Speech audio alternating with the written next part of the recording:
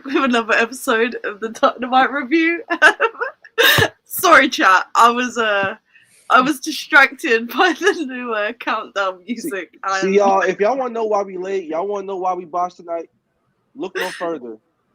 Look no further. Mm-hmm. Listen, it's been a long day, and it's been a bit of a long week. But we're here. It's not my fault we are late. Everyone was yapping. I had nothing to do with it. Well, if y'all saw my tweet earlier, y'all know why we be late sometimes. Don't be getting the crew hype in the locker room. The e-signature finally came in. Mm-hmm. You know, it's fresh in the mail. We got them all ox duty. We gave him the boom box. So we was rocking out, you know. Yeah, we gotta run it. We gotta have the energy to run out the tunnels with. You know what I mean? Absolutely. We got Love Foe begging. We got some cheap key player. We got 2015 Dirt Pit. We good. We are good. But welcome back to the Dynamite review. Please like, subscribe, send your super chats if you're feeling generous, get your takes off, etc., etc. I didn't watch Dynamite live because I have a 9 to 5 now, and it's not very 9 to 5 friendly when it's on at 1 a.m. But it was a good episode. Listen, man, I've got to get paid. I hear. Fake fan, absolutely fake fan. Give me a couple of weeks, and I'll be destroying my sleep schedule. Y'all heard it here first. Not a real dub sexual. It is what it is. Anyways, Dynamite cool though. Dynamite good. Shout out Hangman Page for real. That's about all I have to say this week. I'm gonna go to bed now. No, I'm kidding. But before we get into all of that, and it was actually a very good episode of Dynamite, and they did a lot of Revolution build, etc. But before we get into all of that, my fellow co-hosts, how are we all? Novi, we'll start with you. I'm doing okay. I'm developing a sickness over the last few days, and it's not fun to be developing a sickness. I'd rather just be sick, so I know it's going to end at some point. I've also had a very interesting day on Twitter. Some tweets make me want to, but we're here. We're ready to talk Dynamite. It was a good episode. Let's rock it. Yes, absolutely. Yeah, you were. Some of those quick tweets, they were interesting. But Marcus, how are you? No, good per usual. Another week of Dynamite being good. The sun's shining. Well, it ain't really shining. The sun's down over here, but y'all get the picture. Mm-hmm. We were rocking out in backstage before the show started. Though we did good once again on the Ox. We doing good over here. I'm enjoying myself. Ready to talk about this. I'm ready for Revolution in the next couple weeks, man. We doing good over here in Dublin. Doing good. And last but of course not least, Rob, how are you? Doing all right. Dynamite was actually fantastic last night. It was fantastic to the point where, I wanted to be mad for like 6 seconds about the Outrunners winning, which we'll get into in a little bit. I wanted to be like mad about that, but then I remembered that I told y'all like over the weekend. I think I told y'all the other day on the Raw review. Make sure you go watch that. I did it with Peach and Novi the other day, so make sure y'all go check that out. I said it the other day though, man. The Outrunners were on ESPN, so I was like, I don't know what y'all are expecting to happen. I told y'all. I said it before the match started. I said, yo, these niggas are on ESPN, so I don't know what y'all are expecting to happen. But whatever y'all are expecting to happen, just get ready. So, literally, I'm here to talk about that. I'm here to talk about how Brian Cage is on all the testosterone in the world. And I'm here to talk about. Oh my god, bro! It is because I noticed it the last few weeks. He didn't have the roid gut, but last night I looked at him. I was like, yo, this nigga's back on the cycle. Crazy. I was like, yo, this nigga is back on the cycle. So we're here to get into how, and I'm gonna and I will also be telling you all how Adam Cole will be winning the AEW TNT Championship this Saturday night on Collision. So I'm ready to get into the episode.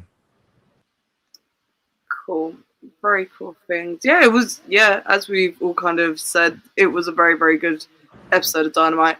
The Outrunners winning, I didn't really care because, like, they're going to get killed by the Hurt Syndicate and it's going to rule. So, like, it is what it is. Like, I'll take it. I just thought it was funny because, like, if you watch this, you knew the match was happening. Like, it wasn't a shock that the match was announced. It's the fact that Tony officially announced it 10 minutes before the show. I'm like, bro, you know exactly what the hell you doing. You was trying to make sure, the vibes is good right now. You trying to make sure niggas don't get mad and crash out for 3-4 days straight on you on Twitter if you announced it on the Collision Rundown during the show and said, you know what? I'm not gonna give y'all time to get mad. Y'all just gonna get this match and y'all gonna cry. And you damn well they was gonna win too. Yo, I Tony see your Khan, game. you know that we see you, right? Exactly, bro. Oh wait, is it it's 5 minutes, right? Yo, Tony Khan. Yo, say let me tell you something, nigga. You think we don't see you. But we see you, my nigga. All right? And let me tell you something else. You got how many days until Revolution? 12? You got like 10 days. I don't give a fuck. You got days, nigga. You got mad days until Revolution. And you better make the right decisions. You better make the right decisions on the right days, or we coming. And you don't know who we is. You don't know when we will show up. But just know, we coming. And we ain't talking about, you know. True. The issue. I have one thing about the Outrunners match because really the result it's fine. I agree with Chuck. I'd like to see them get killed. But the closing stretch of that match, guys, we got a little bit out of sync. We lost our rhythm a little bit. Well. We start playing some notes out of tune. You know what it is. You know it's. I didn't love the match. Like I don't really have honestly. anything to say about the match, to be honest. Yeah. It was what it was. The Outrunners, I wish they were good because the gimmick itself is actually kind of fun, but they're not. So you go with what you got. They're not particularly good. The hot tag isn't great. They're not the most athletic people in the world. They wrestle like people. Like the whole 1980s gimmick is whatever. They wrestle like they watched one match from 1984 and they think that's how everybody wrestled. And it's like it's a giant parody of that shit. It's not good. They suck. We know that. Person can please murder them, lynch them in Times Square, in the middle of town square. Call it a day. Hey, they gotta do what needs to be done. They gotta hurt people. You know, it's not much more than that. They gotta hurt people. To be honest, right? I am actually okay with this because, it's not being treated as a major program. They're just going to kill him. And they'll probably cut a promo afterwards being like, is this really all the tag division has to offer? Where the fuck are the real fighters at? So it is what it is. It's a story device. I can fuck with a story device. And the person they can very clearly treat him like a joke, so whatever. Yeah, absolutely. Them coming out, they clearly wanted the Outrunners to win. They knew that that's an easy win for them. It's business. Yeah, I agree. And also, maybe we're peeping a tag match that's going to happen here soon. FTR and maybe the Undisputed Boys are facing each other. That was announced. Maybe that could be what we see for an actual feud for the Hurt Syndicate moving forward, which I would be down for. Either way, to be honest with you. Amen. Are Hurt Syndicate facing Outrunners on Revolution? Is this a thing? They never said when it was going to happen. But... Yeah. I'm going to assume yes, because I'm going to assume that it comes with a super kick party after the match. Maybe. I could see it. Hey man, it's California. Matt Jackson posted that picture the other day where he had fucking Motel California as the song and the Revolution chair from last year in the background. I connected those dots. Oh, that's not the only thing he's been posting lately. Oh no, it's not the only thing he's been posting. Oh baby, trust me, I'm aware. He's been doing. And that's looking real fit. He looking real good. Looking real beefy. Looking like he been in the gym. You know he's got abs on abs, and it's kind of crazy. Brother, you have not looked like this since 2019. What? You gotta think, Chuck. They're preparing for something. I don't know what that something can be, but you have to think that they're preparing to take those damn vests off. It's time. Amen. If they're going to be real competitors to go against the Hurt Syndicate, they can't be running around in vests and doing all that shit. They got to wrestle. You finna get hurt over there. You gotta be in shape. You gotta have some muscles on you. Exactly. Brother. Exactly. Yeah, and also they get hurt regardless because Hurt Syndicate will be beating the Bucks. True, and they should, but this is also a point that deserves to be made because Anjan talks a lot about his Kenny Omega lust, and he will be in attendance. So all the elite coming out on that show, I feel like we're noticing the signs. They're kind of aligning at the moment. And the show's good. AJ gonna be there. The elite gonna be there. Have it in the marquee spots. Hey, one thing though, AJ. The main event when it's COVID Mox, you know what to do if they get into the crowd and everything. You know what to do. Start some chants, Anjan. Start some chants. I wasn't talking about no chance. I was talking about taking one for the team. Oh, you talking about throwing a grenade in there? Maybe a grenade, maybe sneak in something like we instructed Willow to do before Dynamite, and she, dutifully heed our calls, our advice. That's true. I'm walking out early. I have a red eye to catch. That's I can make it. It's fine. It'll be fine. How early of a flight are we talking? Jump through the entrance. Get your job done early. Be efficient. Yeah. Stay for Metalingus and dip if you're being legit though. Like that's you gotta stick around to sing the song. It is what it is. One of the best wrestling themes ever. But Marcus, you bring up a great point there. Because Willow did bring a gun to work, like you specifically asked her to. And she did have to smoke a motherfucker who was testing her shit. Marina Shafir, you have been caught and compromised to a permanent end. You was playing them games, Marina. You been told you, watch your back. Don't jump in that water if you can't swim. Willow pulled that 45 to your fucking head and pulled that shit. Send your ass to the ambulance. They had to get out like that. Both of them had to get driven away. Man. I totally knew Willow was coming out, and when Edge had the chair standing over Maria, I definitely wasn't yelling "Do it." I don't know who was yelling that. That was kind of weird. I feel like if you were a dude and you were just watching that about to happen and you were yelling "Do it," I mean, that's just kind of weird in itself. I don't know who would do such a thing. Yeah, like if you wouldn't have got that yelling "Do it" when he had that chair, you most definitely had that Britt Baker black eye T-shirt. Like 100%. I don't know who was yelling "Do it," man. That's kind of weird. Yeah, I was looking on the clearance section of the AEW shop just for shits, and I saw that shirt. I said, "Man, what the fuck was that idea? Who came up with that? What were they cooking? That was the craziest shit I've ever seen, and it's on sale right now. You guys can go buy that." Apparently, that shirt actually sold pretty well. She was like, "See, it's selling." Like, fam, no, I will not be wearing this. No one should be wearing this. This is crazy. Yeah, if you wear that in public, bro, you something needs to happen to you. I don't know. I don't even remember what shirt. I don't even remember what shirt y'all are talking about. What shirt was that? Remember that angle they ran where her and Adam Cole got the shit kicked out of my Jericho and Swerve, and like they showed like the video of her like black eyes and shit. They released a shirt with just a picture of her like all bladed up and like bruised.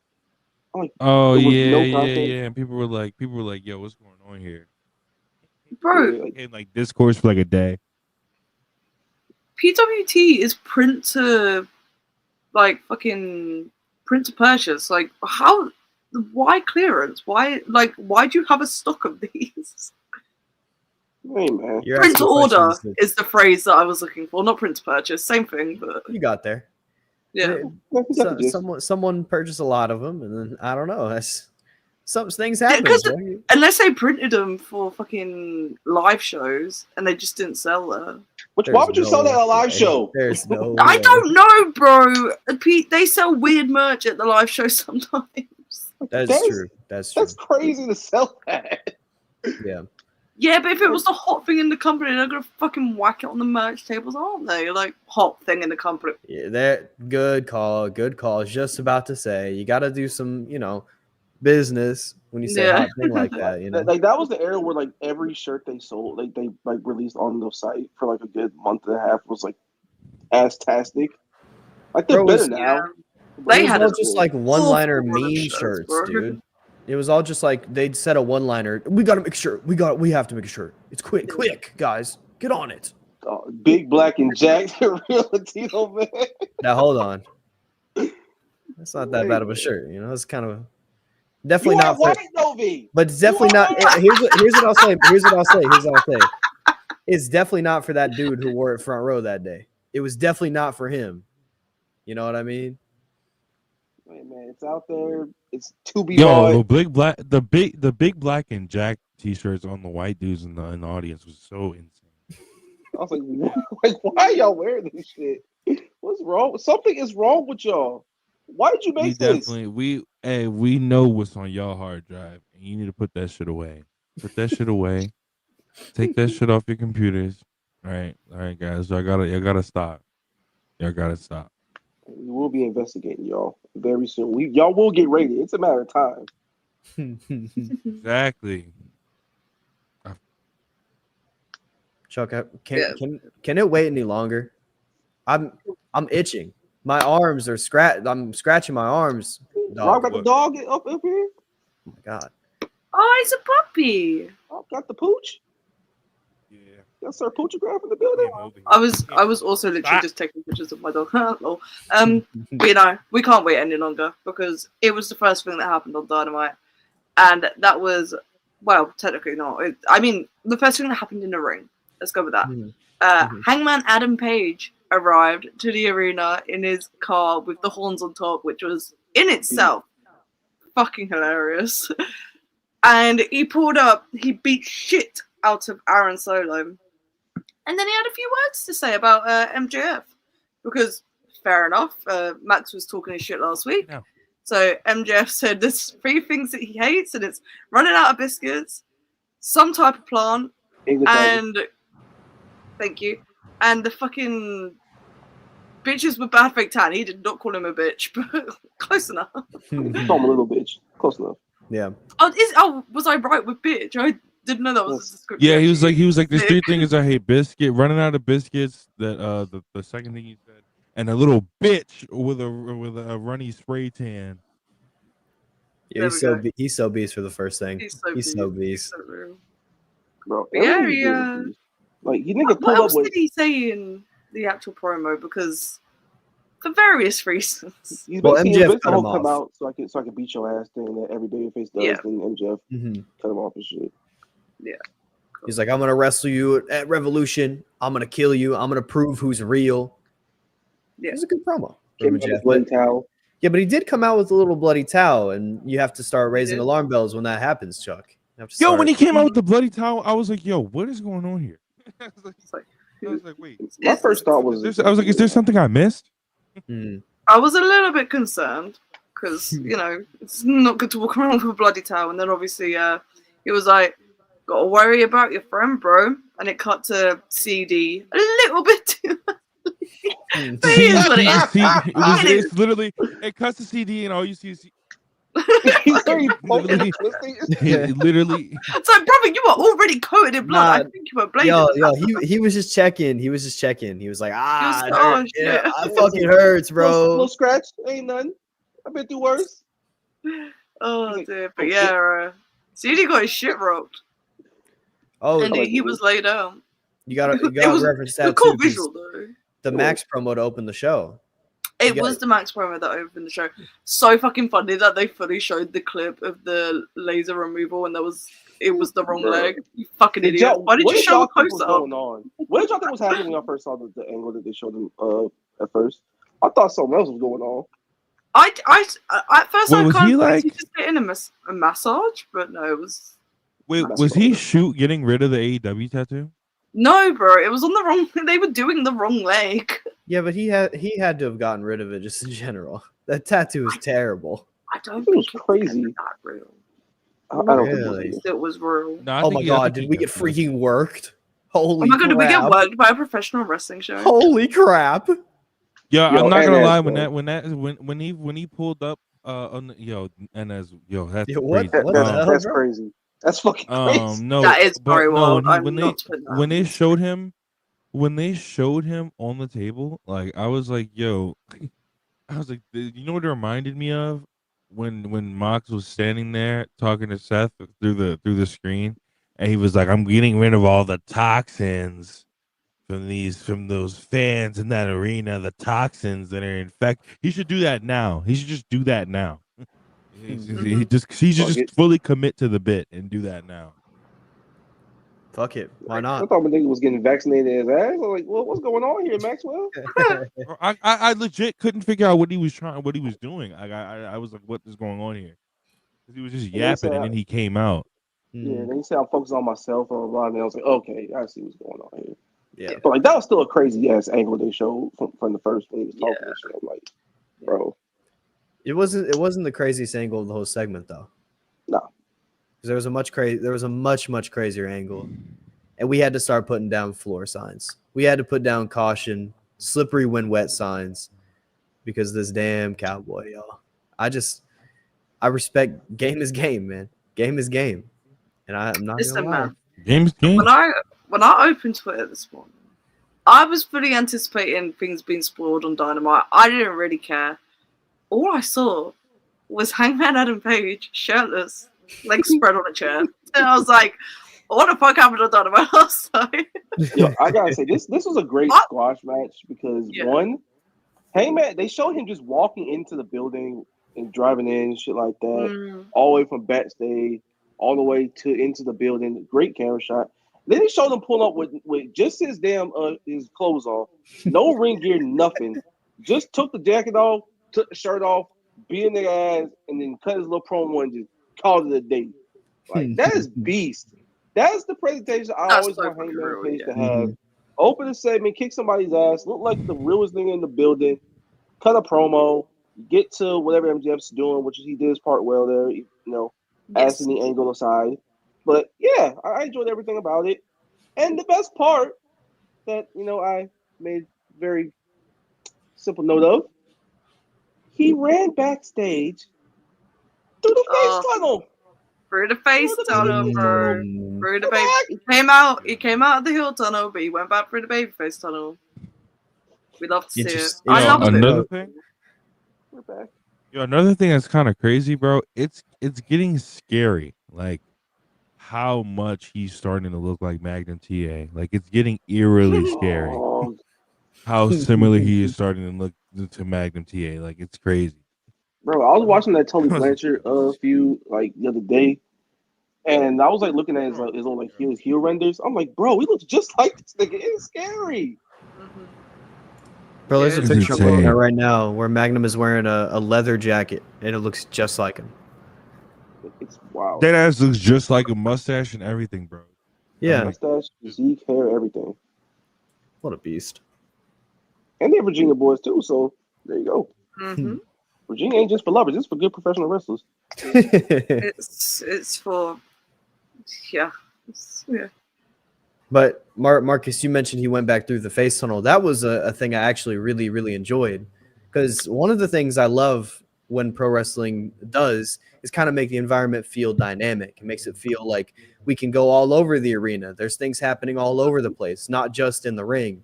So it made it feel more wide open, including the next segment, which we'll get to in a second. Did the same thing, which I felt was a nice touch, you know?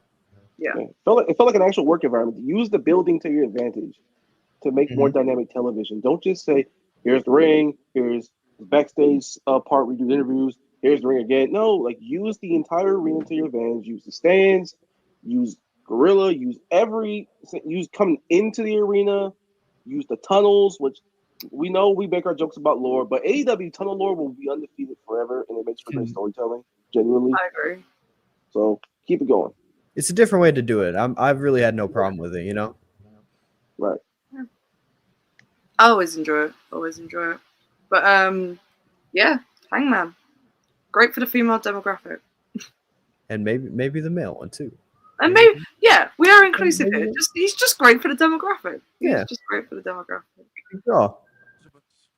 Yeah, we all love the cowboy here. He should be AEW World Champion sooner rather than later, but I don't think that's an unpopular opinion at this point. You right that wrong. We were in that wrong. We're right in that wrong, man. Hey man, all in Texas.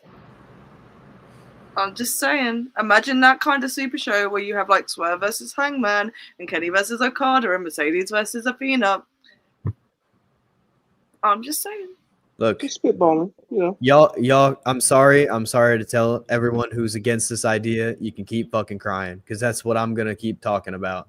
Because it's a good fucking idea, and it has been, and it was last year, and we're gonna have to right that wrong.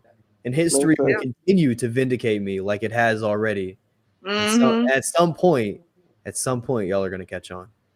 Matter of fact, all those if y'all gonna people keep crying, be delusional. Send me y'all addresses. I will mail all y'all Kleenexes personally with nice little notes directed towards you. Nice little personal anecdotes from Good Job Marcus himself, telling you motherfuckers to cry. That's all. So I'm just whole other yeah, conversation. Darby Allin, bro. Darby Allin. Yo, You cooked. You're young. You can have the belt some other time, bro. I've seen some people tweet. Yo, they already had this plan, man. Let's just have Darby do it. Darby can face Christian. He could cash in. Fuck no, bro. Darby decided he wanted to fucking go climb that mountain. It is what it is now. It is what it is. You don't deserve it anymore. Sorry. All right, first of all, we don't even. I'm about to say, first of all, by the time we get to All In, all right, y'all not gonna want to hear this. By the time we get to All In, we might be burying that nigga. First of all, so we don't even gotta worry. We don't even gotta talk about All In. Legitimate risk. Yeah, like I love Darby. We all do, like legitimately, but. Bro, this ain't the World Championship. We can't be giving this to you when you about to take a risk where you might die, hey, brother. Yeah, man. Plus, there's one thing right now. Like Hangman's getting back into the groove. Swerve is a fucking monster. Ricochet has become a damn one of the top heels in the company. Hey. Kyle Fletcher on your ass right now. What Look at the active roster right now, bro. You've on weekly TV. You've got Kenny, Takeshita, Will Ospreay, Hangman. I even mentioned that too. Ricochet, Carl Fletcher, fucking. You're back. We eating good. There's just, and that was like 7 names off the top of my head of people that easily deserve that world title spot right now. And they're doing legitimately great television instead right now. So like, yeah, it's bro. We all, like you said, Marcus. We love Darby Allin. He's one of my favorite wrestlers I've ever watched. Oh yeah, you fucking rules, bro. I will cherish him in this company until the day he's not in it anymore. But the game has passed him by. It is what it is. There's people doing better TV while you decided to leave and go away. That's not our fault, and that's not the booker's fault. That's your fault. And I get it's your dream, and I get you're so happy to do it. I'm happy for you. But that doesn't mean we have to wait around for you to be done with it. It is what it is, man. You got to sacrifice the positioning in the company at this point because the TV was suffering actively because we had no idea what was going on with Deathriders and who they were really feuding with and who actually was like going to be involved. They were meandering, but now they have a direction in the story, and lo and behold, it's not that bad anymore. It's bearable, and it's actually kind of good sometimes. Yeah, last night was very good. Last night was a very good wrestling segment. They've had one segment within the last, I'd say maybe 5 or 6 weeks that I thought was actively bad. And it was that main event angle, like the go home, not the go home, but like the one that closed the show. That was the only one where I felt like it was even bad. But every other time, they've actually chose the right direction. They figured it out what they should be doing, and they've done it. I mean, they got a clear direction now. That's all we needed. That's all I asked for. That's all any of us asked for. Just give us something clear and concise to work with. We can call it a day. There's Carl. We got all the pets on today. What's up, man? My pet died a year ago, so I can't have mine, sadly. Oh. It's morbid. I mean, yeah, a little, but, you know. RP Mojo. Here, say hi. Why you doing the Lion King thing with him right now? He's chilling. He's vibing. He's gonna hang out. Y'all want to resume check? Y'all want to go on to the next thing? I'm good. We'll keep getting through. Oh, by the way, chat, I am going to be dipping at some point to go to bed because it's 9 to 5. But we'll keep going through Dynamite, and then if you guys do super chats, it is what it is. What was next? It was Ospreay versus Brian Keith. Yep. That was a match. Yeah, that was a match. And as Nobi and Marcus were rightly saying about utilizing the arena, they had Carl Fletcher and Don Callis up in one of the boxes in the stairs. They showed Kyle before the match. He was up there in his Shein glasses. They're probably not from Shein, but they're so funny to me. The big pro star, yeah, man. We say this all the time. Carl Fletcher's fucking ripped, bro. Like, those photos that are floating around Twitter right now, it's kind of fucking crazy. Bro, he had those pants in his ass, and those glutes were popping, man. It is what it is. He was flexing on people. He was trying to show y'all what's going on. This is a real body, chiseled body guy right here. He get ready for that main event push, brother. Hey, that's what I'm saying, Marcus. That there's a certain build you have to be to, deserve a world title reign. And I feel he's getting closer and closer to this wonderful Amen. build for him, you know? Certain amount of Also, mass you have to have. I know people say things like this as a joke, but knowing, like, if you've been following Carl Fletcher for any amount of time, he's been doing this shit. Like, he's been doing the bulking cart since, like, 2022 now. So, low-key, this might mostly be natty. Like, he might have got there pretty naturally. I think it's natural. It was a very, like, it didn't just happen. It was No, like, it's been very, very gradual. Like, there was a big jump at one point, but I think it's just where he was off TV for a while. He was off TV, and that's kind of what happens with progression. It's not linear at all. But the thing with you know, vitamins, they're very easy tells to, like, you can see that someone is very obviously taking their medicine. Brian Cage being a good example. Yeah. Also, Anjan, I know that you were, like, joking around. It was just I just wanted to bring it up. It wasn't because you said it specifically. It was just anyway, we're defending Protostar.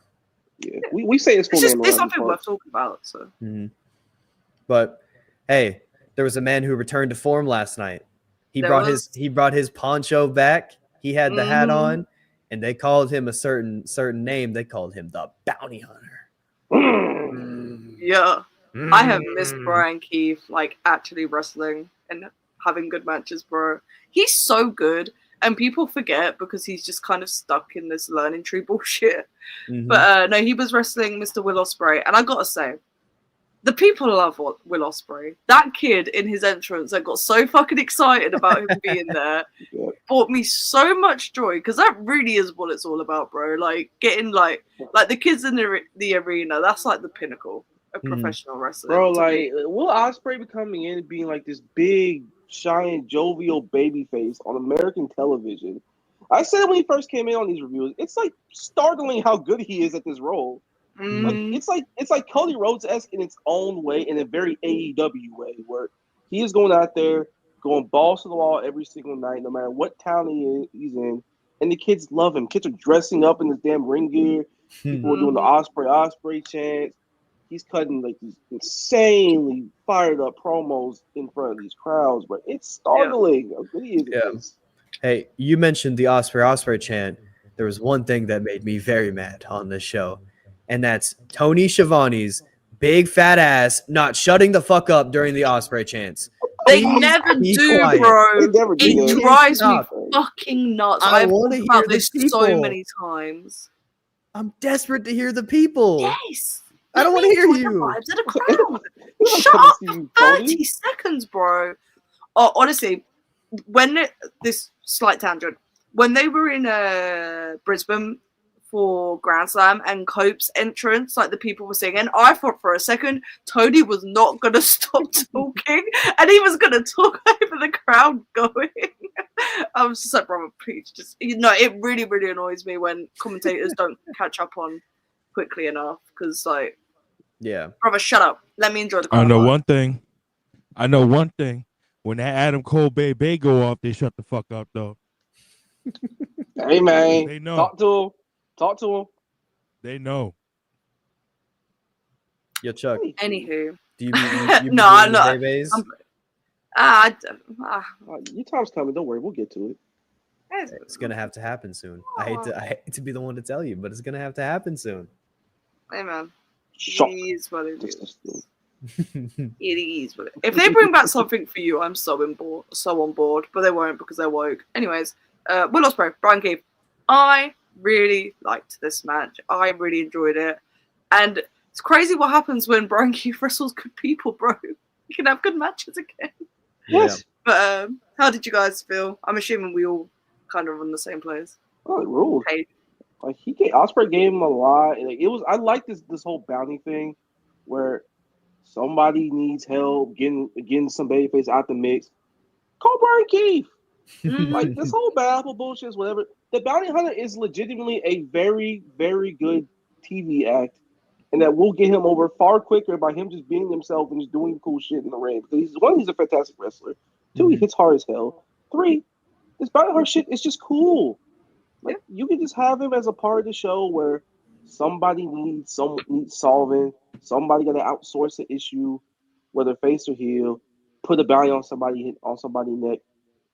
Brian Keith gonna answer the call. He like the damn local bug exterminator. Go get him. Mm-hmm. And just go out there and have a killer 10-minute match with guys like Ospreay. I was like Bandito did on Collision a couple weeks ago. Crowd gets behind them. It's just a really simple formula that I really hope they continue to do going forward. Because don't look now, Big Bill, Brian Keith, when they're like slowly but surely doing their own things outside of the whole learning tree verse, and it's really fucking good. Let's keep doing that. Mm-hmm. Oh, and Ospreay once again, awesome. Styles clashed into a hidden blade for the finish. Ace. So fucking beast. Yeah. The APA of AEW is a very good shot, actually.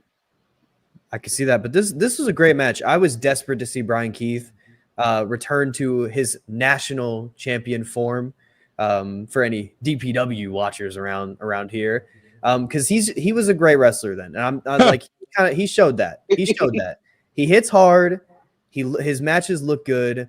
He has we throw aura around a lot, but there's a lot of aura in his entrance coming out with the poncho and stuff like that. He's just a cool wrestler, and when you let him go out and be cool, he's gonna get over, and I feel like it's gonna be a gradual progression of popularity for him. Ospreay in the match, like you said, Marcus, good wrestler. He still kind of finds ways to impress me though, because he did the standing Sky Twister press, and he just made it look so effortless. And they mentioned on commentary, and I just it sat with me for a moment. I said, how does this man do this? How can he do this? So he's only 31 years old too, bro. Yeah, and he's been doing this since he joined AEW. Since before then, he hasn't slowed down. It's just wonderful to see. I was really happy with this match. It felt like we were kind of falling into an Ospreay TV match formula a little bit, which is fine, and I have no problems with that. But it is nice to see things kind of switch up, and it felt like Brian Keith kind of brought it out of him. So I love this. Yeah, definitely. It's always better when Ospreay's so fucking good, and everyone knows that. I don't need to say that. But his matches have so much more flavor to them when he's wrestling someone that has their own unique flair. Like, he could have a good match with basically anyone that you put in the ring with him. Probably. But like genuinely, I'm saying, but you put him in there with someone that has their own twist on wrestling, and it's just magic, bro. It's so fucking good. Mm-hmm. I 100% agree with that. But these kind of more interesting matches. In the ring with Bandito, please. Hey. Oh, I need that match so hard. I need that match. Please. That match would be glorious. Speaking of Bandito, bro, that match on Collision with him and Hobbs, I will be there. Mm-hmm. Mm-hmm. Oh, bro. Oh, pause. 1 second. I've not had a chance to talk about this on any podcast or anything. Speedball My Bailey is coming to AEW. Yeah. Yeah. The good guys win again. I'm just saying, please, I need it to be Brass Monkey. I low-key don't think it will be, but I need it to be so bad. Tony Khan, I need you to shell out some Tony bucks for me, man. Mm-hmm. Just this one time, just this one thing, man. Come on. Please, but yeah, man. I'm just talking about Ospreay wrestling unique people. I was just like, oh fuck, Speedball, that match fucking ruled. Let's run that back. It's a great match. That match. Yeah. Oh. Hey, whenever Ospreay picks up that title, he's got to get it at some point. And some of these matches we can cook up with in that kind of setting with that kind of presentation. It's gonna be glorious. Marcus, what were you gonna say? Some of these views we can cook up with it, man. He's getting that belt sooner rather than later. Hopefully sooner, because you can't keep avoiding Ospreay for this long. Bro. Nah, it's a never. Mm-hmm. He's way too. He's in great form. Time's a ticking. Mm-hmm. We're wasting time, low key. But who in Speedball? Yep. Who in AEW do you guys want to see Speedball face? Other than the obvious ones, because we all want to see them wrestle with Kenny and Ospreay and that, and Swerve and Hangman. Who are your more outlandish, unique picks? We'll go with unique. Outlandish feels mean for some reason. I got one. Go for Bobby. it. Yeah. Mm-hmm. I'm with that. That'd be a sick match. match. My god. I don't Speedball's finisher should be protected, but low-key Bobby no-selling that would be so fucking pissed. Him just hitting the double knees and be like, brother, what are you doing? Because they both got backgrounds in MMA and shit like that, so that's a dynamic you can play with. Plus the speed and power game always is a good time to watch on wrestling TV. Teaming with Hologram and Commander as a trio would be pretty gas. I think they should do that. That's the person they should go with. When he's back. When he's healthy, this is going to be such a random pick. Matt Sydal, bro. I need you in there with Speedball. I want to see that match. That's a fun 10 minutes on Collision. I will be there for it. Yeah. Mm-hmm. Scrolling down the roster. We need that obvious names. We need that match from Lemmy 2016 ran back, big bro. It's time to shock the system with some real niggas on Collision for the TNT title. You're not winning. Now listen. Let's get that straight right now. You're not winning. But it'll still be a good match. Hey, man. Also, the CMLL and New Japan connections, we can get some shit going with that as well. You haven't got to just keep it AEW. Because I want to see that Hechicero match. I don't know, bro. I'm all over that. Like, the one match for me that immediately comes to mind on the AEW roster specifically is obviously Roddy Strong. But there's there's kind of an out there matchup that I feel like nobody on screen with me is going to see the vision with. But I can low-key see Speedball Mike Bailey getting a good match at a Jay White. I could see it. No, I fuck with that. I think the dynamic could play well, to be honest with you. Actually, I see it. I see it. I can fuck with that. Yeah, for sure. I see it. But shit, that went way better than expected. Hell yeah. Mark Briscoe. Oh, Mark Briscoe's easy money. That's easy money. Oh yeah, that's a cheat code. I keep saying Loki. I don't know. It's heavy in my vocab today. But like that's genuinely a cheat code. Ultimate Weapon versus Cutthroat Driver. Who ducking first? Shut up! I know I keep saying Loki. I don't mean to. Yo, hold on. Speedball versus Loki. Wait a minute. Yo, early 2000s? Come on, man. We'll let them rock the scoop. We'll let them bring them straps in the building. We'll get front row, wherever the building is. We'll let you get your tool in. You know, we got you. The world can be flat for one night. That's cool. Hey, man. I almost brought in Brian Kendrick. Who knows what could happen? Brody King is a really good suggestion as well. That would be cool. Oh, Speedball and Buddy. That could be cool. That's another AR one Fox. I kind of thought of a little bit. Yes. AR Fox, yeah. Joe Hobart Promotions eating good. That's like the first one that came to my mind. If Rouge gets himself out of jail, yes, I'll take it. Yeah. Yo, what's up with that, bro? Why is this nigga getting like suspended every week? I don't know, bro. The devil always shows talking to him too much these days. Because he's Rouge, bro. I don't know. I don't know what you want from us. Real luchador. You know what I mean? Yeah. Yeah. No, there's so many cool names. Beast Mortos, yeah. That's what his role should be. I'm sure they were both in TNA jail for a long time. I'm sure that match has happened. That's but like in AEW on a TNA pre-show or some shit. Yeah. Right. TNA don't count, brother. That's what Speedball should just be in this company. He should just be a good match generator. Like, yeah. That's what's going to get him over. Let's not play games. Let's just go out there, give him his 10, 15, and have him do his cool shit. He's got a ton of it. Mm-hmm. I think he's going to be. I said it when he left here. I think I've said it several times. He is built to be a TV wrestler. He has a fantastic formula with it. The way he connects with live crowds is genuinely unreal. Like it always like seeing him wrestle in person is so different to seeing it like on a taping or whatever. And with AEW being live, it's completely different vibes as well. So. It's crazy. I went to my local independent promotion, Deadlock Pro Wrestling, right? And I saw Speedball Mike Bailey work a match versus LeBron Cazone.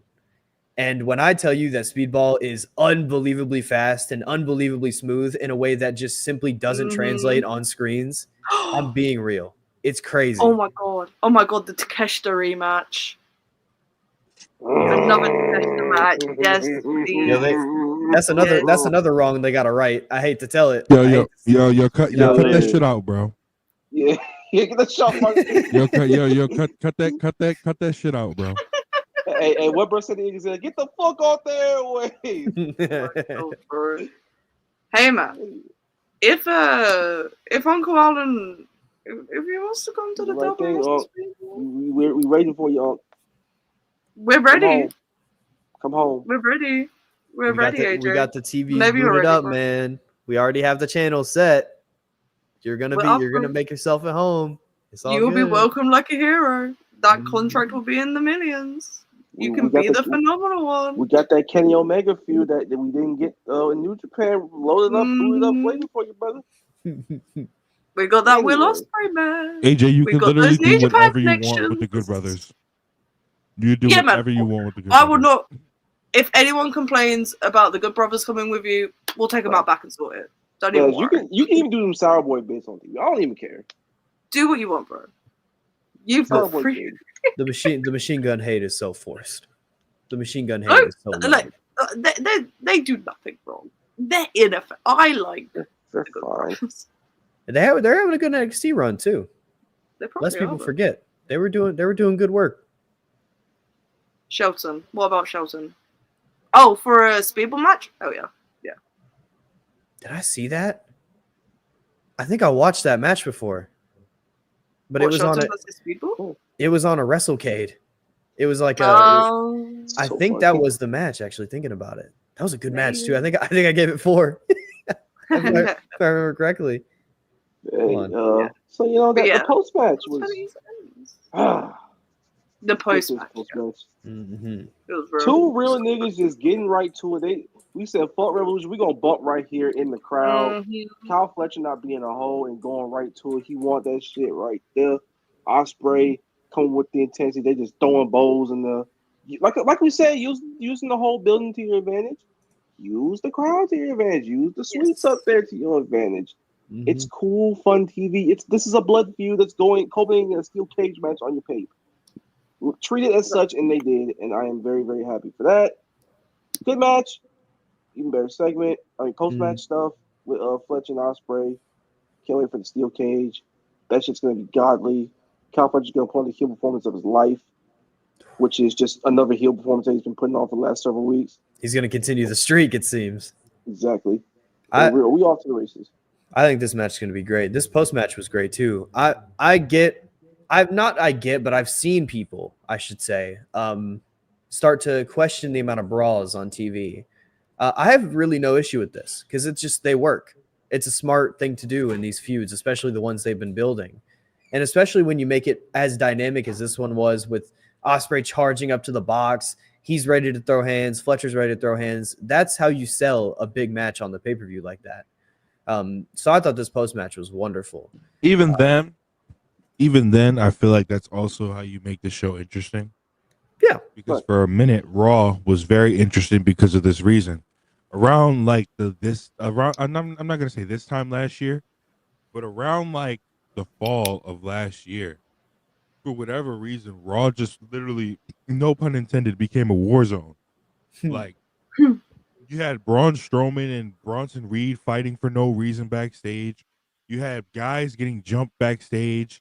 You had fucking Braun Breaker killing people for no reason backstage. And so it's just like when with that, but it made the show interesting. It made you like, it's the opposite of Russo. It's Russo television, but like kind of the opposite, where it's not like bad, like horrible shock jock TV humor. It's crash TV, but it's making you pay attention to the show. Yeah, it's kind of like you can't turn away for 2 seconds because you might fucking miss Will Ospreay and Kyle Fletcher whooping each other's ass, like Novi just said. Or then like backstage, you got but see, like Deathriders, that's kind of like damn near Russo-esque TV with where they're like, oh, we're duct taping the Rock and Roll Express and FTR, and we're concertoing fucking the Rock and Roll Express. Like that's bad, but like the shit like the Hurt Business did like a couple weeks ago, like that shit's fine. So also, when so many of the top feuds are literally built on hate and rage right now, of course they're going to be beating the shit out of each other. Like, yeah, that's what they do. Civil? The fuck? Exactly. Civilities? The time passed for that. Exactly. There's a time and a place for it, and they're definitely like maximizing the time and place for it right now. So And they've been Also- good, so like I'm not gonna complain. is Collision taped this week? It's live. I believe. It's live. It is live. Yeah, Nah, they're in I Oakland. think I So, can watch. That's Yo, kind of crazy. but Shout pretty good. shout out to fucking Tony Khan for not punting on a show. Shout out. yes. Because there's a there was good reason for him to do so, and he didn't. Collision looks really good this week, so Why would I'm he happy have about that. punted on this Chamber. Mhm. I'd like just Yeah. remember the chamber was Saturday the other day too. By the way, I didn't know it was this weekend, Loki. Exactly. Yeah, Take WWE advantage of gonna it. have to figure. WWE gonna have to figure something out, bro. Because it's Mardi Gras weekend. Y'all gonna have to figure that out. What you Y'all doing, gonna have to Mardi Gras figure that weekend, and Rob? y'all gonna have to listen. I already got my Friday night. Listen, I'm letting y'all know now. There will be no Friday night SmackDown stream. Because first of all, Hmm. I'm about to go on strike from Friday night SmackDown in the first place. So I'm going. I'm going out. I'm not. You going I'm out? not, Out? bro, I'm not. Yeah, bro. I'm not doing. I'm You not party? about to do Friday, bro. I'm about to quit Fridays until like something changes, bro. Please, listen. Until either Road Dogg gets three things: gets the steps down, gets exposed, or dies. I'm about to go on strike from SmackDown. So See, he going on a hunger strike. Meanwhile, Friday night he finna do his thing, brother. Y'all know what it is. Fuck, police are already coming. fuck. They're coming to get him. Shit. They're passing by me. Hey, he ain't doing nothing wrong, y'all. Saturday. But no, Saturday shouldn't be too bad because WWE shows start like at 5 my time now anyway. For whatever weird reason, when they're in the East, they always start at like 5 Central now, 6 Eastern. I think it starts so. at 7 this time around. I think. I could be wrong. Triple H is so annoying. Triple H is so annoying. Like what?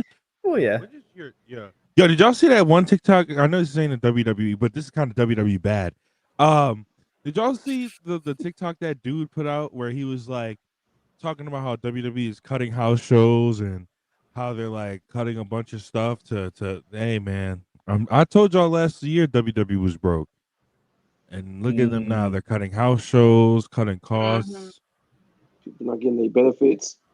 Hey, one Hey, company's man, not there's a broke. reason. They got opening show Pyro back. I don't know. I feel like we're kind of making our money again. We're investing. Hey, Novi, there's one show that's going from New Orleans to Indiana, and there's another show that's going from Texas. I don't know where Orleans gonna be next year, but there's another show that's going London. from Texas to the UK. Oh, it's London. Oh, yeah, exactly. Mhm. There's another show It's that's back in going Wembley from Stadium, 2026. exactly. There's another show that's going from Texas back to Wembley Stadium, and y'all wanted Wembley Stadium so bad, y'all gonna have to deal with Indianapolis, Indiana. So Pat McAfee after you home. enjoy the last major city WrestleMania next year, y'all, because it's gonna look bleak for a long time. We going to Saudi for Mania next couple years. I'm booking it right now. Yeah, man. If there's anything a parent company loves, it's cost cutting and saving money and cutting corners. So I'm not praying on anyone to lose a job because I think that's horrible. Just get ready for those post-Mania cuts, bro. Exactly, Because bro. they're Ari coming. Emanuel, huh? You like Ari Emanuel? That nigga Ari Emanuel is standing there like LeBron. You ready? That nigga finna be on TV in the next like year or two, right? I'm booking it now. You finna put stuff all on the cameras. It might not even. But the thing is, you forget. It might not even be after Mania, because like WWE, I told y'all a couple weeks ago. I noticed WWE likes to do that. Like they love cutting niggas during the show. Like you won't notice. You're not on Twitter during the show, so they'll just be like, oh shit, everybody's watching SmackDown. Watch this. All right, you're fired. Yeah. So. We see you. Yeah. I mean, it's just at least there is a little bit of an indie scene going on right now that wrestlers can fall into. Like, I'm not saying it's good or nothing. I'm not praising no indie scenes right now. That's not what I'm here to do. At least there's a little bit of one they can fall into. That is all I was saying. There's a nice company that they can work. There's a handful of There's a nice, non-Fed affiliated people. It's okay. there's a nice little company. No, guys, don't worry. No, guys, don't worry. They're not getting TNA contracts. They're too busy hiring 50-year-olds right now. So you got to. Hey man, if it's the 50-year-olds getting cut up, I don't know. You got to be 40 and up to get into TNA. You cannot be 30. There's an age limit right now on TNA. But don't worry, guys. You can go work there. If you want to go work there, you can go work there. Just don't expect to, if you tear your calf or something, to be able to pay your bills because hey man, your bicep or yeah, don't get injured because we ain't covering it.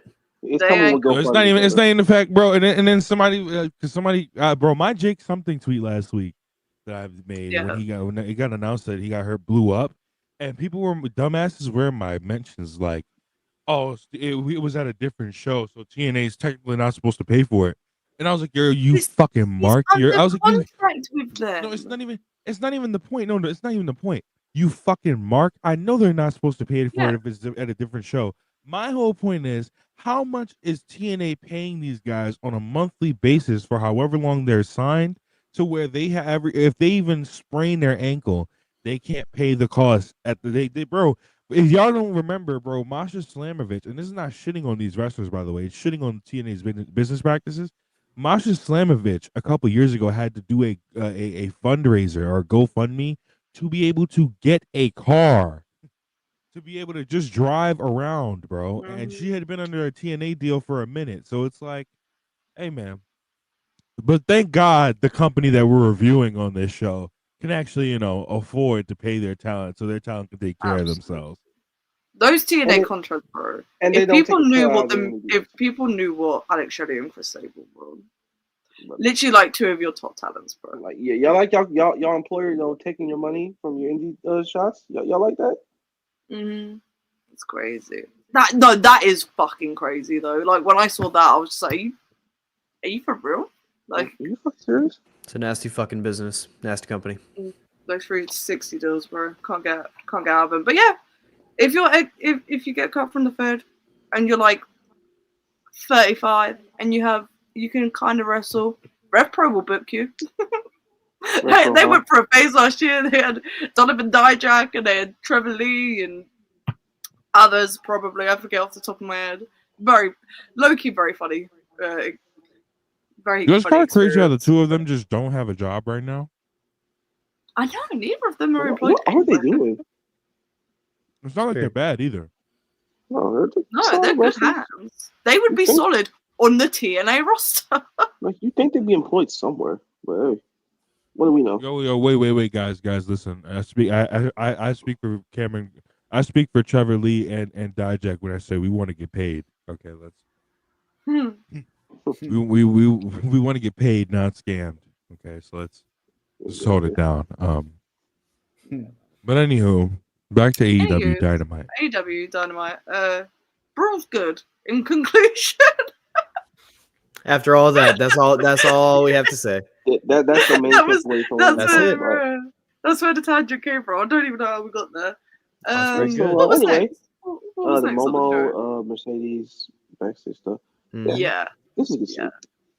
I like the segment overall. I thought the interaction with Billy was a little bit clunky, but like she's like 21. She happens. It was a backstage segment. It's not the end of the world. But no, Momo was here. And she did look good with that TBS belt. I can't lie. When she scared Mercedes off. They must have photoshopped her with the singles championship. They must have done it, man. Hey, mate. How did they do that? Good production, I guess, Momo. That match is going to be killer. Very happy that Billy got like a little cameo appearance on AEW TV. Might be a little bit of a seed in the ground that may be planted and we can come back to later on. I sense it, Marcus. It's getting closer. We're building somewhere. I don't know. You see out here bullying the little minion out here, and then minion overlord might come in and see what's going on with that. There's a certain stadium in your hometown called Globe Life Field that you can maybe address this situation with Mercedes head on. Yes. Yes, You're I just see what you're noticing putting things. down. No, but for real, Billy, I popped so hard when Billy came into frame because I was like, oh shit, we're Billy? What the fuck? starting. I was like, yo, Billy. I was like, Mhm. fucking Billy Starks, but like we all know what that means immediately. Yeah. So I'm very excited that they're planting the seeds for Mercedes versus Athena, and that first confrontation face to face is going to be so fucking Run good. a match to the Boston Dynamite that they booked. I'll be happy, man. Yeah. Mm, Mercedes and Starks would be very good. She'd get such a good match out of her. Yeah.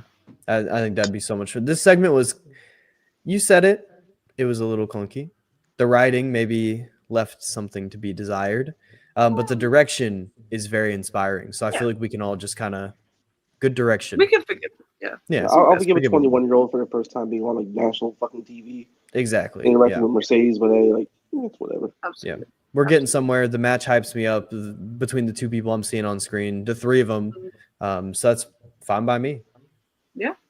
I was absolutely A-okay with this, and Momo held her ground as well. Like she did well in her little promo segment as well. So Mm-hmm. it was good shit. And you gave a video package right before that. Mhm. Looked great. The match is gonna be killer. It's gonna build off the match they had several months back. She even spoke a little Japanese in there, which is something that I always like. People speaking their languages on these things. Yeah. Cool. You sound natural. Yes. I don't understand. I may not understand what you're saying, but I understand what you're trying to convey. Yeah. Does that make Exactly. sense? Like, Exactly. Like we can read the vibes. We're not stupid. yes. Bro, it's also kind of crazy. This segment also showed another women's wrestler that Julia Hart should be wrestling on Ring of Honor. It's kind of crazy.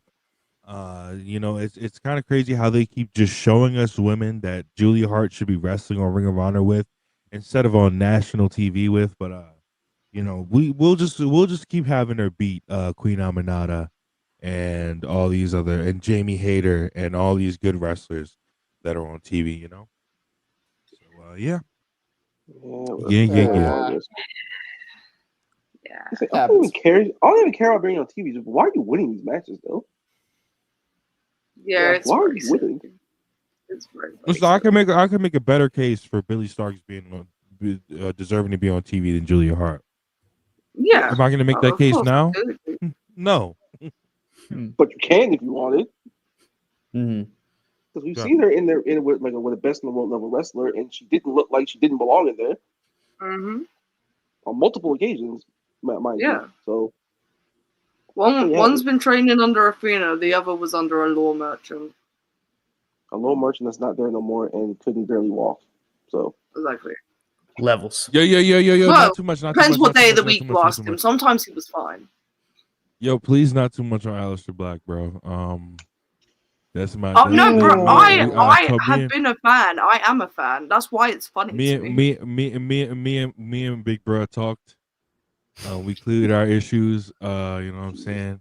We got clean, and we going to SmackDown. We're gonna run SmackDown. Got clean is So, didn't happen. yeah. So yeah.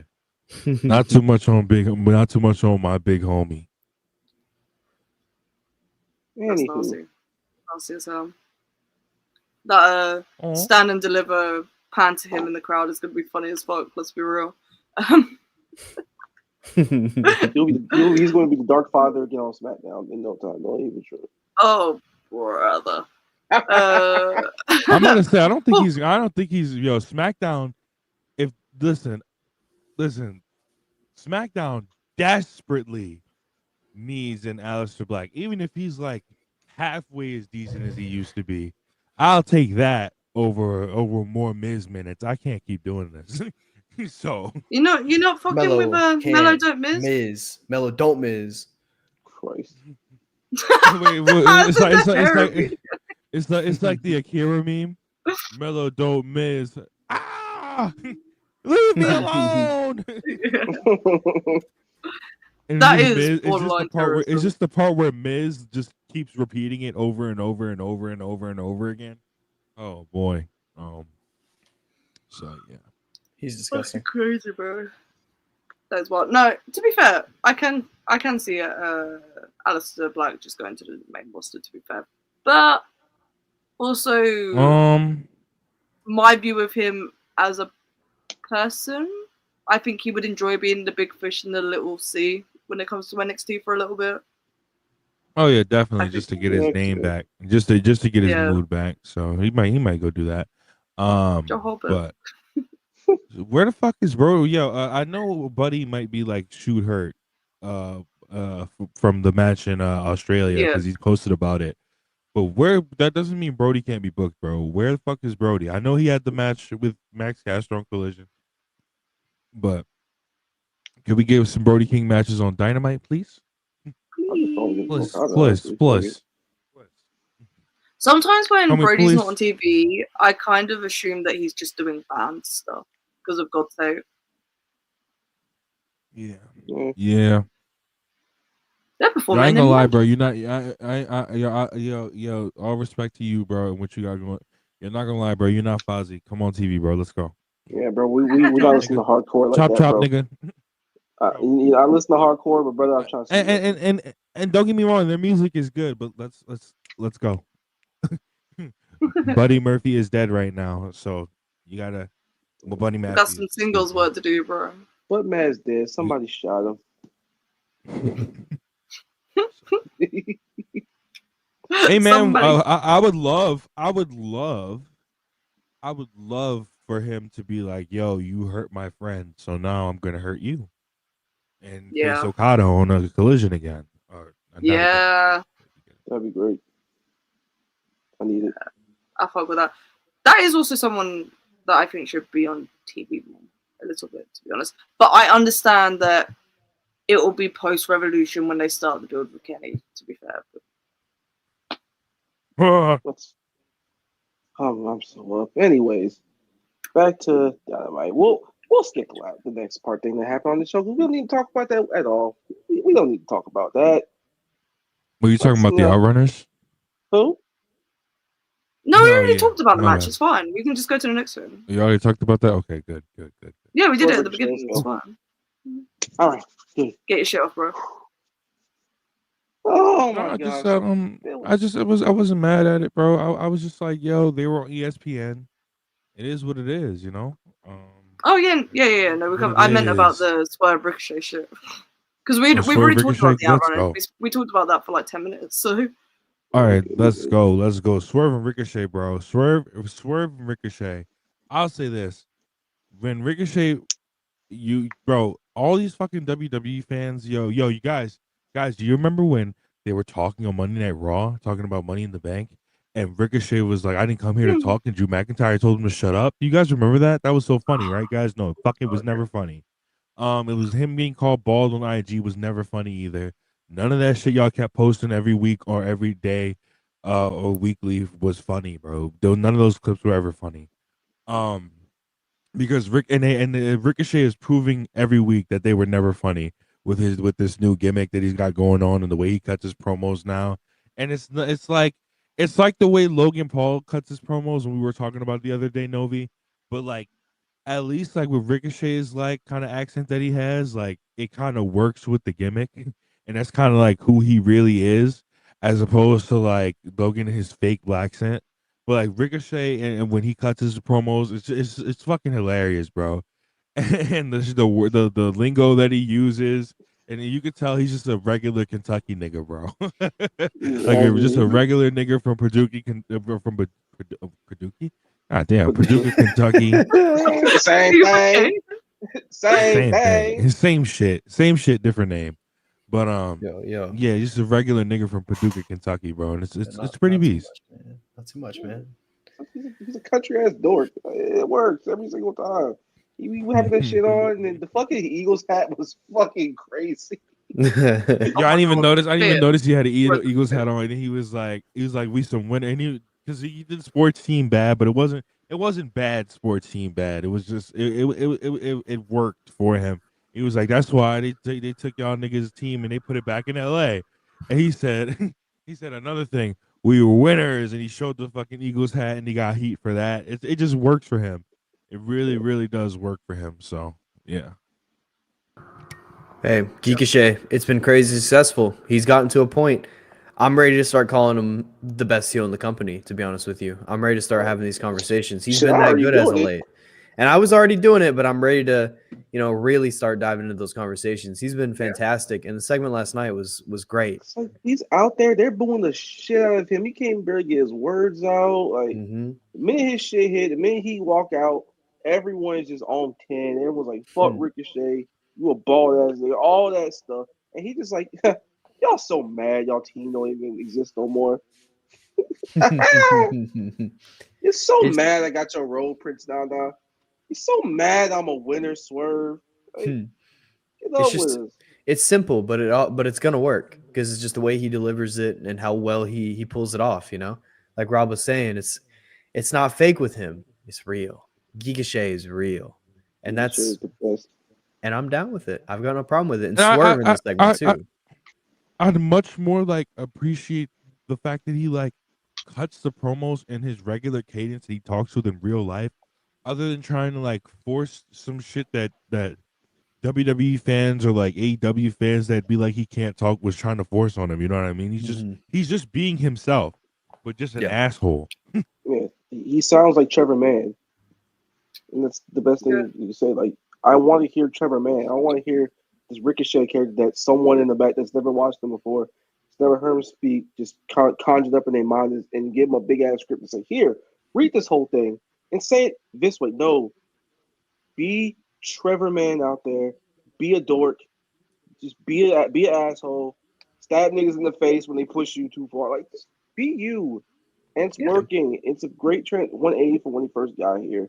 And he's already in the big time heel in all American wrestling conversations, not even just AEW. Like, he plays his part well. And then they set the match up. It's a number one contenders match at Revolution. I'm locked in. I think there's a chance of doing something, y'all. Is there a chance we could maybe right some wrongs? I don't know. It feels very. It's not weird because of why wouldn't you put a contendership match on like two of your top level wrestlers? But doing that amongst this Deathriders story, when there hasn't been shit like that going on, because usually there is like eliminators and like ways to get title matches without being directly involved with the person holding the title. They ain't been doing that shit for a while. Like the last thing they did was the Casino Gauntlet in like what, January? Like early January, late mid-January, whatever it was. So it feels significant that a match with Swerve in it is a world title contendership match, to be honest. The world champion. It's for the match at Dynasty, which, if you remember, is where he won the belt. But you have to kind of ask these questions, Chuck, because some people are going to have an issue and they're going to say, "Well, Swerve has already done that. We've already seen what that looks like." I don't know if my you've answer seen it. to that is, I don't give a fuck. If something worked the first time and it was fantastic and well received and made a star out of a man, why wouldn't you repeat it? Not wrong. Listen. I know this is a crazy comparison. Listen. I'm talking about all the main eventers here that have done this. John Cena went to multiple WrestleManias in a row, or big shows, or multiple WrestleManias main events in a row, and won the title there, or fucking held on to the title there and made that his show. Fucking Hulk Hogan for the first 8 or 9 WrestleManias, besides like 6, main evented all 9 of those and made that their show. Why can't we make Dynasty? I can name so many different shows where people have main evented those shows and won. Yes, bro. Roman Reigns has so many WrestleManias. Bro, we got 3 Okada Tanahashi main events. Yeah, him becoming Mr. Dynasty is great. I think that's a perfect way to go about things. But the broader thing was not necessarily him doing it again that maybe people are crying about it. They can cry. I'm saying that maybe Swerve is a different version of himself when he wins the title again. I think maybe Swerve can be a bad guy this time. Maybe not fully by Dynasty, but I think we can start seeing these things, because if he's a bad guy, there's an obvious man to face who's walking through face tunnels. The yin to his yang. That and Swerve been through some shit ever since losing that belt. So who knows he gonna let the second go Which around. is Also, a very similar journey that a cowboy went on. He went through some shit when he lost that belt. Mm-hmm. yeah, That nigga like, Aaron bro, Gordon did travel. simple. Also, almost like your main event stars My should be bad. going for your top championship because they're your Yes. stars. What a crazy concept. That's the People ultimate caring about prize. the world title in AEW. I know, right? What? But And the best thing we got out of this whole thing, one day, Wrestling Observer voters, one day, David Meltzer, one day, Brian Albert, you motherfuckers will respect Prince Nana. You motherfuckers will give him best non-wrestling. We coming for that shit this year, brother. And feuds like this, promos like he cut in Phoenix, and promos like he cut last night. Is because Actual. right there, he was like, bro, I'm glad we're going for the championship. That's cool. That's great. Hey, bro, we done been through some shit together. I done took some L's on your behalf, bro. We done been through some shit. Hey, man, we done been through that. So, Joe, we been through that. Ricochet right now, we been through that. Danielson stuff, Christian Cage, everything. Nick Wayne stuff. I got kidnapped before Wembley Stadium. I took bullets for you. I need you to take one for me. That nigga got my robe. Get it back.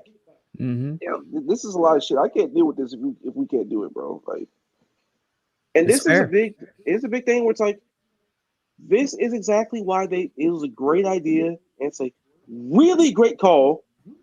They never split up. Yes. You don't have to split them up ever because of shit like last night. Exactly. This is what an actual friendship looks like. This is what an actual partnership looks like. They're being That's real your with boy. each other. That's your boy. You fought with him. That's your family. You love him to death. But sometimes you gotta have a little accountability. Sometimes you gotta have a little heart to heart every so often. It's not falling out. It's not breaking up. You may fight here and there. You might have to get your shit off every so often. But at the end of the day, that's your man. You know he's gonna come through for him at the end of the day. It's still family. Families fight. Families have the disagreements. Families have the arguments. Families don't see eye to eye all the time. But at the end of the day, they stick together, and that's what they're doing right here. I loved it. I agree. And there's another point that I think this should be made about Swerve. So last year, Samoa Joe was tasked with restoring the AEW World Title after what was a disastrous MJF World Title reign, 406 days. What's to say Swerve can't do exactly the same thing with Jon Moxley? What's to say he's not that guy? I think he is that guy. I think that would be very easily done. He has history with doing that with the title. He made that title feel like the ultimate prize heading into All In last year. That was him. He did that. I think he'd do it again. I think you can put the whole dynasty era stuff like, bro, you ain't take it down what I built with this bullshit you're doing. I'm taking that belt back, and you can go from there. You can maintain. You can get back that momentum you had last year when they was doing this dynasty era stuff. Right now, you can do it. It's possible. Swerve can be the spearhead of that. Like, you can get it going. He is the talent that kind of changed the game in AEW because he was the one that broke out. He was the sign-in that built his way up, like worked his way through the rankings essentially to get to that world title. He's the one that did that. That was all him. Like they did a lot of shit. Like him and Hangman had one of the greatest feuds in the history of the company on the way there. They interwove it in between him winning the championship. It was a great moment when he won. He almost single-handedly carried that Wembley bill with Danielson on his back. Yes. Yo, Danielson was too busy telling everyone that he was ready to retire. Yo, bump that chat up. Bump that chat up. You know which one I'm talking about. There's a big WP chat coming up. That reign, the majority of that reign was the whole devil gimmick. The majority of that reign was us trying to sit around and wait for something to happen on that front. And then it ended on a sour note because Danielson didn't want to promote his match like it was the end all be all for him. That like no. I'm thinking of a different reign. My fault. I'm thinking of a different reign. But the devil stuff particularly was so bad that we were hitting record lows in terms of vibes. that defines a reign. It doesn't matter what it was good before. I love the match he had with Danielson, but that defines a reign. How you end it and what it's majorly made up of. Yo, it is what It it had is. like one also great not only month, that, 4 good months, Yo- and the rest was not good. not only that, but yeah, let's not forget in the middle of the summer we was popping for it at the time, but let's not forget in the middle of the summer we was doing dance battles in the middle of the ring on national television, bro. Like that did happen, and while we were popping for the Better Than You baby stuff at the time, that did actually happen. Right. That There was did a point take where place like, on national television. yeah, and we did get to the point where like, okay, bro, like it was funny at first, now it's getting a little too far. Like, can we, go the other way with this, please? Hey man, I'm not going to talk on MJF's title reign. And you're not people are not ready for the conversation about that title reign. And I love MJF and I still will. But come on, let's be real for a minute. You know how MJF ruined that title reign? I'll say how he ruined the title reign. People can look at the match quality and other shit that he did during that reign and be like, yeah, that's fine. But I think how he really ruined the title reign was saying how much of a minute-to-minute draw he was on a weekly basis on AEW television. When on a weekly basis they were actually releasing the quarter hours, and like his quarters were kind of like the low points at certain dynamites throughout certain months. I think like him going with the Twitter discourse as well as that, like going with the ratings shit and touting how much of a ratings draw he was, touting how much of a draw he was in general during that. Was he selling out buildings? Was it because of him that like buildings were selling out? We'll never really know. But like him touting how much of a ratings draw he was, and then like the go home Dynamite with that tag team match to Double or Nothing, doing like a 649,000 viewers. Like I think that's really, really. Rob loves this narrative when it's completely untrue. Oh, I don't know. Oh, it's a fact. It's a fact. Never forget when he quoted Chriso and was like, "I'm the biggest minute-to-minute draw, pussy." And then the Dynamite rating released the next day, and it was dog shit, and he deleted it. So like this, you can say as much as you want. There's physical evidence that proves otherwise. Well, how he was touting, he was tweeting about ratings on a weekly basis and deleting the tweets the next day because the ratings were shit every time they got released. So I don't know what you want me to say, bro. I don't know what you want me to tell you. But who had the highest rating? Who had the highest TV rating during his entire reign? In a match with a wrestler from AAA in the main event of a random Dynamite against the entire NBA? Oh, my fault. Oh, my fault. I didn't know. I didn't know. I didn't know that didn't happen though. By the way, didn't know that didn't happen. By the way, I'm just letting. My fault, y'all. My fault, y'all. Hey. Nigga was tweeting and deleting about ratings, but I love a narrative. By the way, the one thing that can be said though. The one thing can be said. He's getting back on track, and that's all that matters. That's all that matters, right, Chuck? That's all that matters. That is all that matters, bro. You can talk your shit, but I'm gonna be leaving in a minute because I need to go to bed. I'll be so real. You got one more thing left to do, Rob. Yes. You know what happened next. Amen. Take it away. That's how we're gonna make her spend her last minutes on this broadcast. That's nasty. Listen, man. One of the greatest groups in the history of professional wrestling is making a comeback. Slowly making a comeback. And I don't know who that is. We don't know who that is. One of the greatest groups in the history of professional wrestling are making their slow comeback to the pinnacle of the professional wrestling industry, and it's kind of insane how you all doubted them. All of you doubted them. All of you said they were bad. All of you rolled their eyes. All of you complained on a weekly basis. And guess what we're doing now? We're making history this Saturday night when we become the first ever TNT title change to have the highest rating in the history of a TNT title change in TV history. We are also going to draw the most people in the building in a single building for our TNT title change and in the history of the program. We're all about making history here in the Undisputed Era FC, and And if you can't make history, you can't get in. So if you can't shock the system, don't even think about it. And I feel like that's all that needs to be said. We don't need to mention the one outlier in this match. We don't need to mention him. What do you Daniel think, Garcia, please wrestle good again, please. Thank you. I'm over it. Your title reign has been not very good. There is. Hold Adam on, Cole, bro. Before, I'll hold my hands up. I thought you were gonna leave. I'll hold my hands up. No. Because we have a thing that the chat is asking you to speak on. They're asking you to talk about. Before you head out, you have to give this take. Is this a take that's been building? About Deonna Harley Cameron? Mm-hmm. Harley Cameron had a very good performance, and Deonna should stick to this like gatekeeper kind of role. But because when Harley Cameron looks better than you in a match, I don't know, bro. It might be raps, but it didn't get lost on me that her first good match in a hot minute came with Harley Cameron.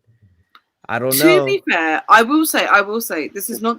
I have no real feelings about Deonna Purrazzo. I could not care less about her as a wrestler. She doesn't do it for me. I get why people enjoy her. It makes no difference to me, whatever.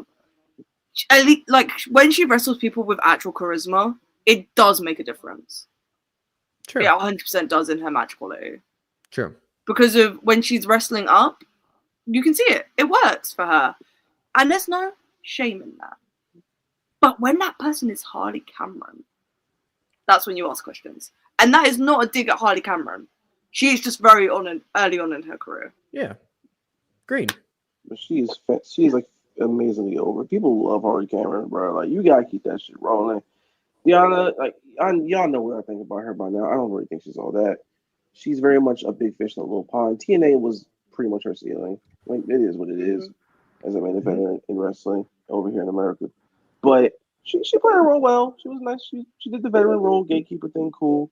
Hardy looked pretty high over there. She's getting better. Put it in there with veterans. That's gonna help her get better quickly because you're not gonna keep her on TV. That's just what it is. Like, she's too over not to do something with, and this is what you do. So good call from everyone who put this together. Solid match. Hardy wins. Everything keeps spinning. Cool. Yeah, and. Before you head, I have one more thing that I'm demanding that you speak on. One more very last thing, because we can save super chats until you're gone. I think that's a smart decision to make. But this main event, it deserves a little bit of a Chuck dissertation. I don't know.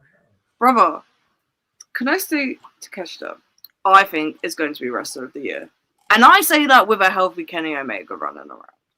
But I think Takeshita's got it in the bag. I think there's very few people that will come close to matching his output this year, especially when that New Japan run hits, when he drops the international belt.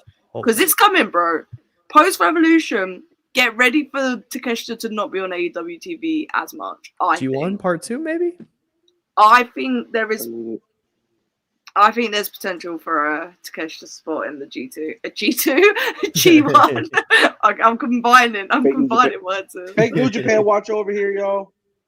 Yeah, fake fan. You guys watcher. caught me. It's not like I've been watching since like 2015 or whatever the fuck. But caught me. Have we done any super chat? No. Have we done any of these super chats? Rob, it's being done once I leave. I'm not sticking around for that. Don't worry. That we There's purposely left one. until the end. Yeah, there's one directed at you. No.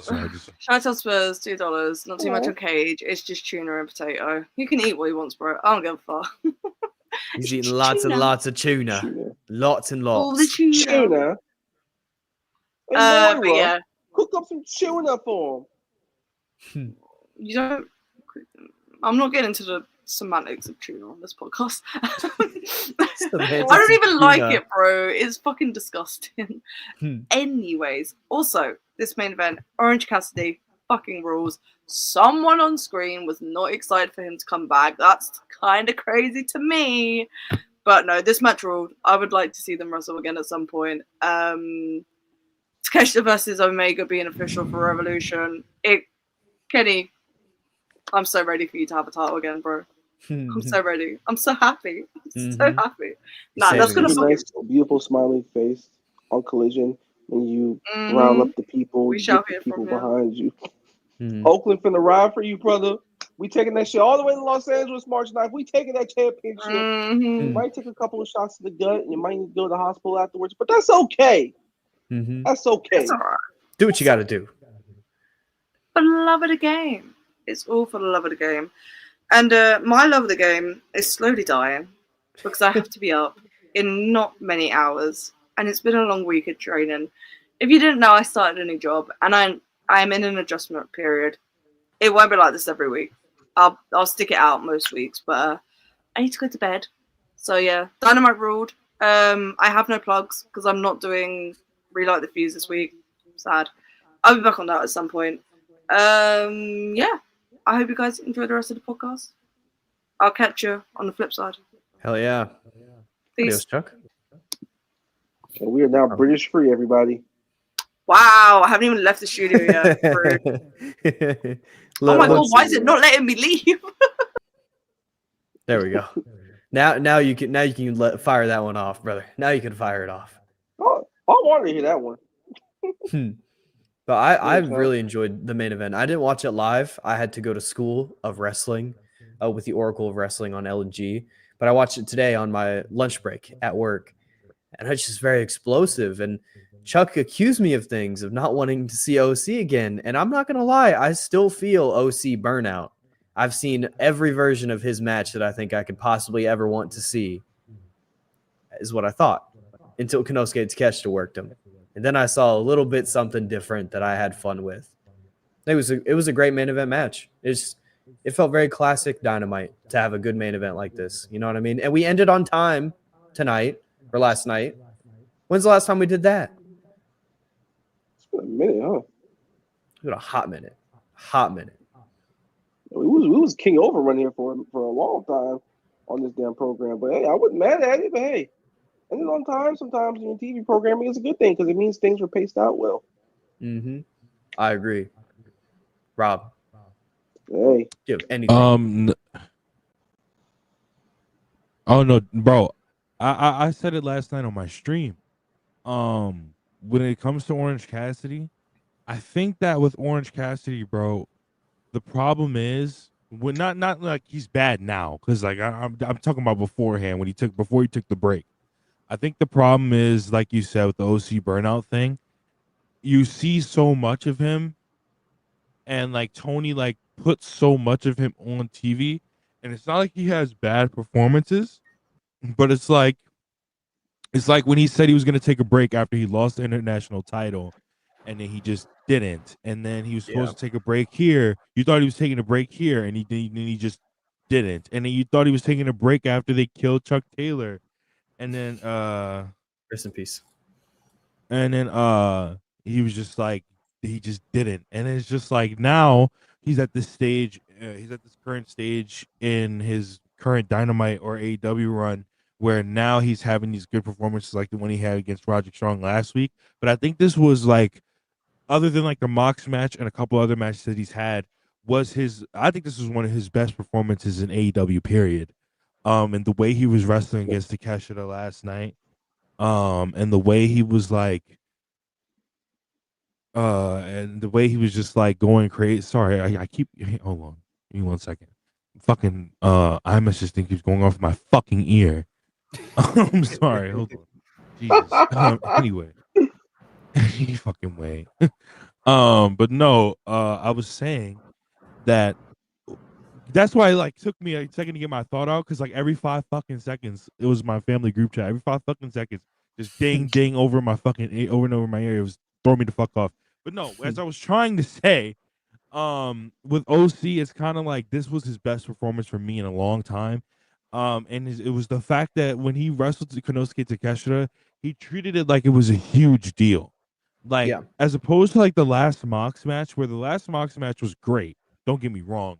But like this last night's performance like shits on that match to me, in my opinion, because it was like he wrestled with urgency. Like it was urgent for him to get his his international title back. It was urgent for him. It was just a matter of urgency. with him, and it was just like he had to go. He had to like. He wrestled like he had to win this international title, like if it was his last opportunity at the belt. And so I really enjoyed the match. I thought it was great. The Blue Thunder Bomb spot was like insane. And then you're thinking he's gonna hit the raging fire, and then he gets caught with the fucking Stun Dog Millionaire right before he actually hits it. And it's just like all the counter spots that they were doing, they were just good. Like it was literally, I think, one of OC's most insane matches in AEW, and it was just fantastic. It was fantastic. Closing stretch rule. Great. Yeah, I 100% agree. Oh yeah, no, the closing stretch was like one of the best, his best closing stretches. Yeah, and Callis put it over on commentary. He kept saying this would be the decider for who would be the best international champion of all time, and you felt that, like you said, you felt that intensity from both guys. So that's I'm always gonna love a match if that's involved. I love intensity. I love that kind of feeling. So yeah, I thought stakes. That's great. Yeah, stakes. That's exactly what it is, and it was just good to see. It was great to see. I'm happy to watch OC. I think I'm overcoming this fatigue that I'm dealing with. I'm overcoming it with these great matches.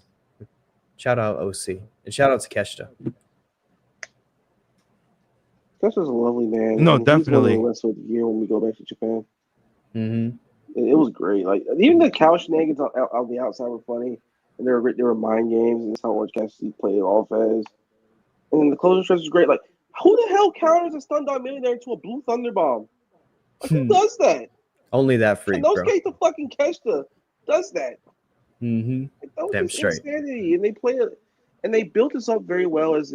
These are the two greatest international champions that we've had in the company. Like we all know Orange Cassidy's resume with that championship. Longest reign, and he had another fantastic long reign after that. Mm-hmm. And Takesha is probably actually been the best champion in terms of the name international. He's defended everywhere that he possibly can step his damn boots in. New Japan, CMLL, he's going there. Fucking AEW, obviously.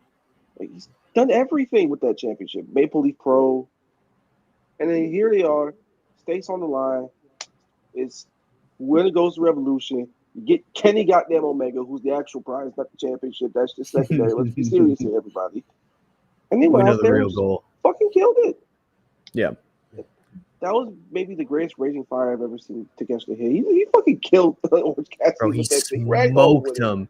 Bro, Tony afterwards, he had to like sell for it. He said, "Oh my god." He was like, I was up for it, bro. I said, "Okay, I see what you're going for there." It sounded like everyone was worried he was dead. I was like, hell yeah. I thought he was dead because he landed so hard on the canvas. He landed on his side. I was like, oh shit.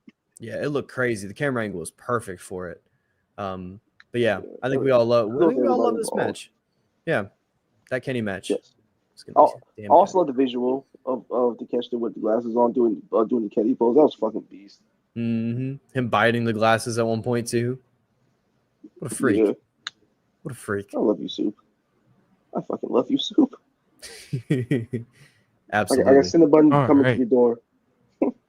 Mm-hmm. All right. I think y'all got. Don't you have a relight the fuse or a grin? Got 9, we do. Y'all said 9, right? Yeah. All right. So let's get into these super chats so we can start getting on our way out of here. I'm gonna kind of host or kind of take over for Chuck as she's left the show. Elite Merchant, $2. AEW doing good TV has me levitating. # dub good. No, definitely. We might be back. Oh hell yeah. No, definitely. It's nice. like it feels good for like once this year, like or in the last few weeks, excuse me, that we could literally walk away from this show being like, yo, like AEW is actually fucking good, as opposed to like earlier this year, end of last year, where we were like, yo, what is happening?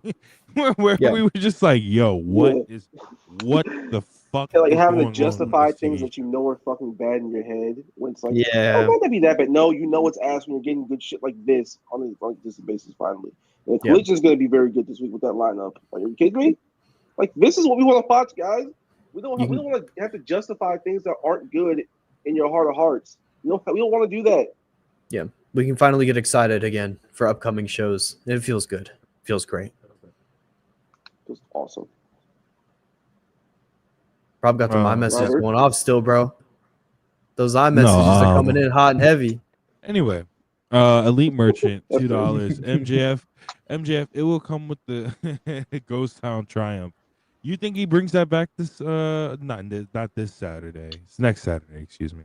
Next Sunday, excuse me. He'll bring it back eventually. I don't think he does actually. It's too early on Revolution. It's too early. But someday we'll hear it again. And it'll be a big moment. I'll be popping. I'll rock my Stetson and my boots when that shit comes back. Absolutely. I agree.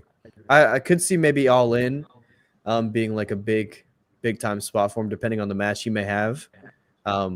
But it also could be Dynasty. I think either way, pay-per-view, that's when we're going to hear it again. It's not going to be on a TV.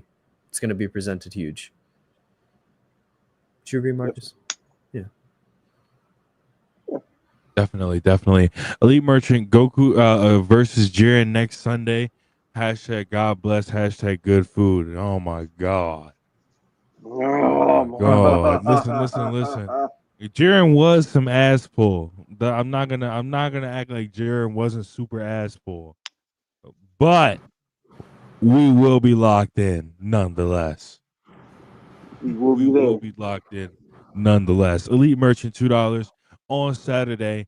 We will be one step closer to hashtag 17, hashtag hustle, loyalty, and respect. That's a fucking fact. Hashtag we're hashtag one step closer. We are one step closer. Hey, what does he say? Let's go to fucking work.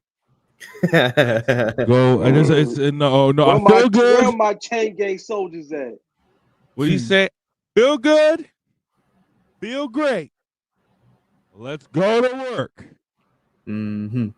Thank you for the super chat. Chi-Town Spurs, $5. Unrelated, but half this Ring of Honor show is CMLL talent. Whoever thought about this idea is a genius. Yes.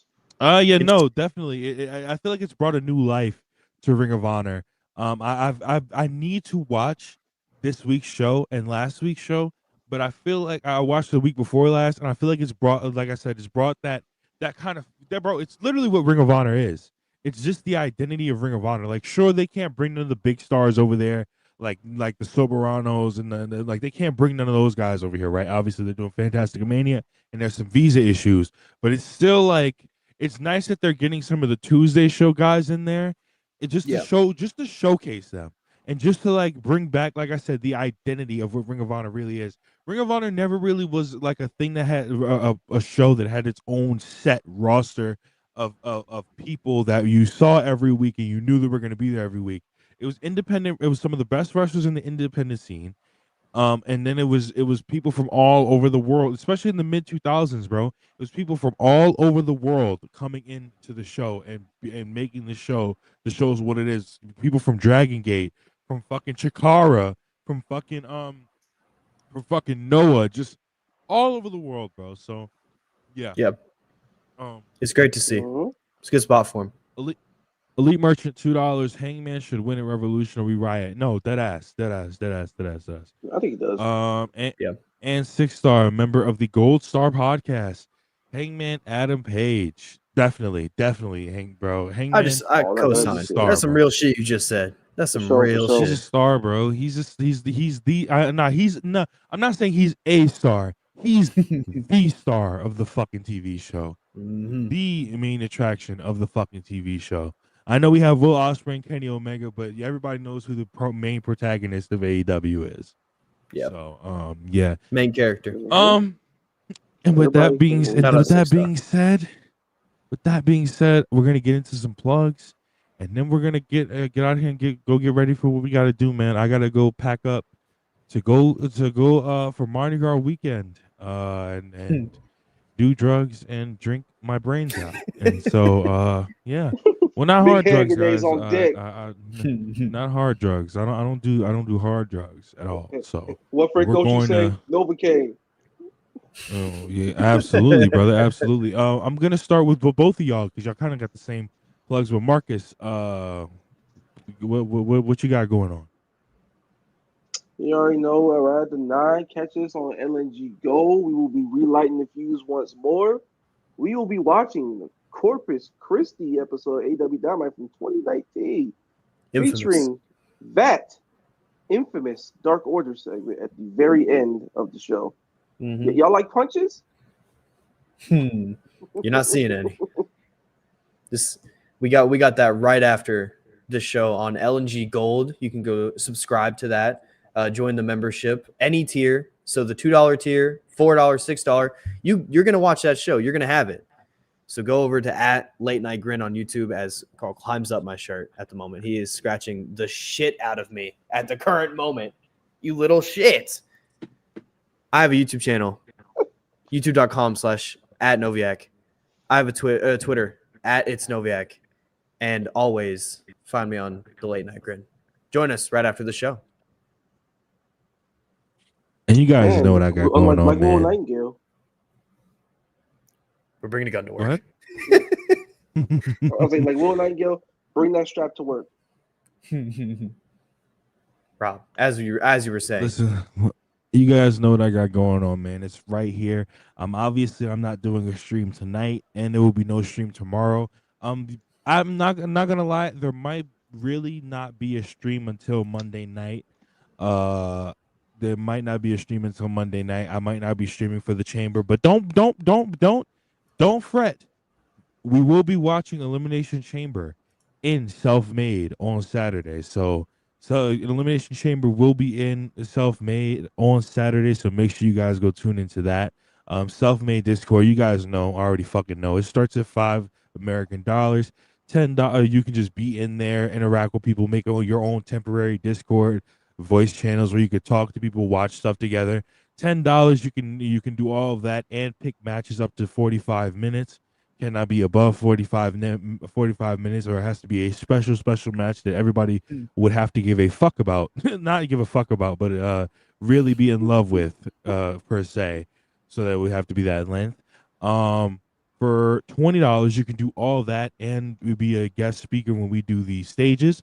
And for $100 on the new $100 tier, you can do all that, and you can pick a pay-per-view or a movie, and we will set out a date, and we will watch said pay-per-view or movie. Yo, this nigga Russell Westbrook just missed a wide-open layup, by the way. But anyway. Oh, my God. Straight shot. Guys please, guys, so make sure you guys, please become #selfmade.